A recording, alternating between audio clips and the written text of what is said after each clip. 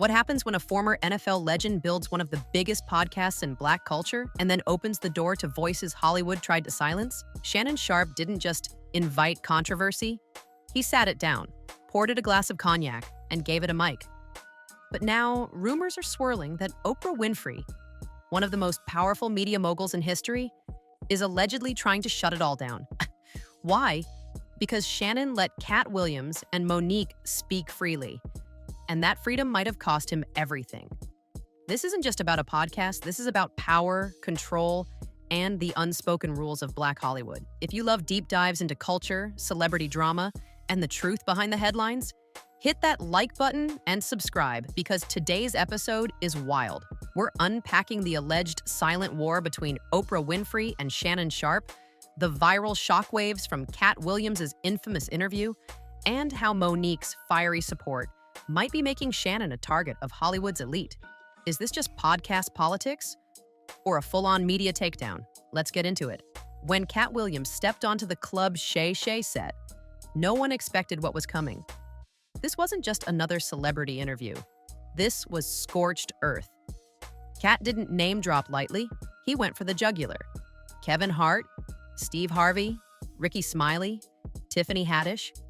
No one was safe. But beneath the jokes and jabs was a deeper message that a select few in Black Hollywood had cozied up to the machine, stepping on others to climb the ladder. And Shannon Sharpe, he just let him talk. Didn't interrupt, barely pushed back. That's when Cat leaned in and said something that would echo weeks later. This is going to take you to another level, but they're going to come for you. At the time, it sounded like hype. But now, it feels like prophecy. Then came Monique. If Cat cracked the door open, she kicked it off the hinges. She used her Club Shay Shay appearance to relive one of the most infamous feuds in Hollywood history, her battle with Oprah Winfrey, Tyler Perry, and Lee Daniels. According to Monique, Oprah helped sabotage her career after Monique refused to play Hollywood's yes woman game. She wasn't willing to promote a movie for free. She wanted to be respected. Instead, she was labeled difficult, ungrateful, and angry. But Monique didn't stop with just the interview. At a stop on Cat Williams' Dark Matter comedy tour, she took it up a notch. From the stage, she challenged Oprah directly, telling the crowd it's time to bring Oprah back to Black. She even questioned Oprah's friendship with Gayle King, asking, "When have you ever seen her call a Black woman my best friend?" The crowd went crazy. But behind the scenes, it triggered alarms. Because when you start poking at the queen of media, you better be ready for a fight.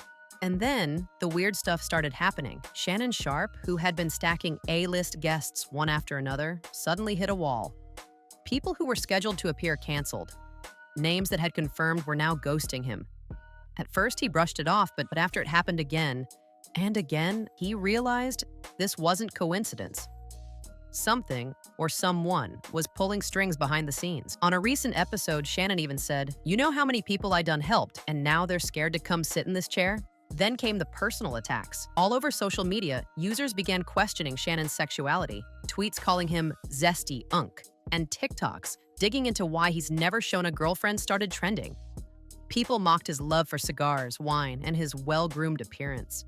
And Shannon, he responded, "There's nothing wrong with being gay, I'm just not." But why is that the go-to when someone starts winning? It felt like a smear campaign, and many believe this wasn't random internet trolling. This was strategic character assassination. Now let's talk about the real power at play here. Oprah Winfrey isn't just a billionaire media mogul, she's a gatekeeper.